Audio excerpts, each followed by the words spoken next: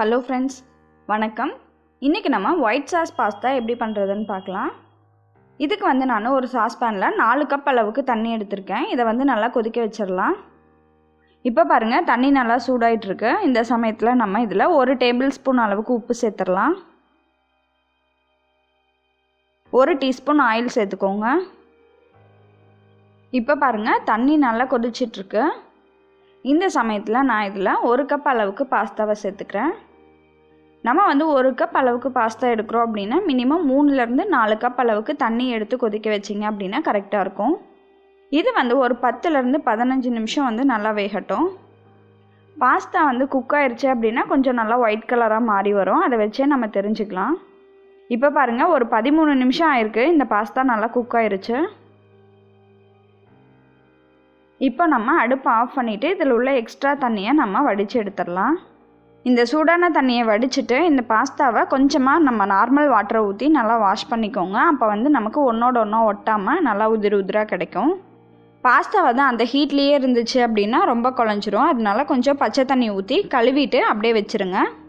அதுக்குள்ளே நம்ம ஒரு ஃப்ரை பேனில் 1 டேபிள் ஸ்பூன் அளவுக்கு நெய் சேர்த்துடலாம். நெய் நல்லா மெல்ட் ஆகி வந்த பிறகு அதில் 1 டேபிள் ஸ்பூன் அளவுக்கு பூண்டை இந்த மாதிரி பொடியாக நறுக்கி சேர்த்துக்கோங்க. இதை 1 நிமிஷம் நல்லா ஃப்ரை பண்ணிக்கோங்க. நான் இன்றைக்கி இதில் கொஞ்சமாக கேப்சிகமாக நீளமாக கட் பண்ணி எடுத்திருக்கேன். அப்புறம் ஒரே ஒரு கேரட்டை இந்த மாதிரி கட் பண்ணி எடுத்திருக்கேன். அடுத்ததாக கொஞ்சமாக ஸ்வீட் கார்ன் எடுத்திருக்கேன். இது எல்லாத்தையும் இதில் போட்டு நம்ம கலந்து விட்டுடலாம். இதை ஒரு 2 நிமிஷம் நல்லா ஃப்ரை பண்ணிக்கோங்க. இந்த வெஜிடபிள்ஸ்க்கு தேவையான உப்பு மட்டும் இதில் சேர்த்துடலாம். இப்போ இதை நம்ம வேறு ஒரு பிளேட்டில் எடுத்து போட்டுடலாம். அடுத்ததாக அதே பேன்லேயே நான் 1 டீஸ்பூன் அளவுக்கு நெய் சேர்த்துருக்கேன். இதில் 1 டேபிள் ஸ்பூன் அளவுக்கு மைதா மாவு சேர்த்துக்கோங்க. இதை ஒரு 2 நிமிஷம் நல்லா ரோஸ்ட் பண்ணிக்கலாம். இப்போ பாருங்கள், மைதா மாவு நல்லா 2 நிமிஷம் வறுத்தாச்சு. இதில் நம்ம பால் சேர்த்துக்கலாம். நான் இன்றைக்கி 1½ கப் அளவுக்கு பால் சேர்த்துருக்கேன். இது கிட்டத்தட்ட 350 ml கிட்ட இருக்கும்.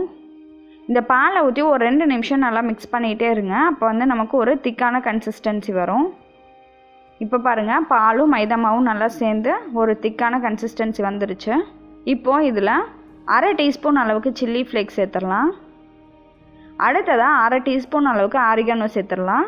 கூடவே கொஞ்சமாக உப்பு சேர்த்துக்கோங்க. இப்போது இது எல்லாத்தையும் நல்லா மிக்ஸ் பண்ணி விட்டுக்கோங்க. இப்போ இதில் நம்ம வதக்கி வச்சுருந்த வெஜிடபிள்ஸையும் வேக வச்சுருந்த பாஸ்தாவையும் இதில் சேர்த்து நல்லா கலந்து விட்டுடலாம். இந்த மாதிரி நல்லா மிக்ஸ் பண்ணிவிட்டு நான் மேலே கொஞ்சம் மொசரல்லா சீஸ் துருவி சேர்த்துக்கிறேன். சீஸ் இருந்தது அப்படின்னா சேர்த்துக்கோங்க. இல்லை அப்படின்னாலும் ஒன்றும் பிரச்சனை இல்லை, அப்படியே கூட நம்ம சாப்பிட்டுக்கலாம். இதை நான் ஒரு பிளேட்டில் எடுத்து வச்சுக்கிறேன். மேலே கொஞ்சம் கார்னிஷிங்காக சில்லி ஃப்ளேக்ஸும் பெப்பர் பவுடரும் சேர்த்துருக்கேன். இப்போ பாருங்கள், நம்மளோட ரொம்ப சூப்பரான டேஸ்டியான ஒயிட் சாஸ் பாஸ்தா ரெடி ஆகிடுச்சு. இதை நீங்களும் உங்கள் வீட்டில் ட்ரை பண்ணி பார்த்துட்டு உங்களோட ஃபீட்பேக்கை கமெண்ட்டில் சொல்லுங்கள். நன்றி.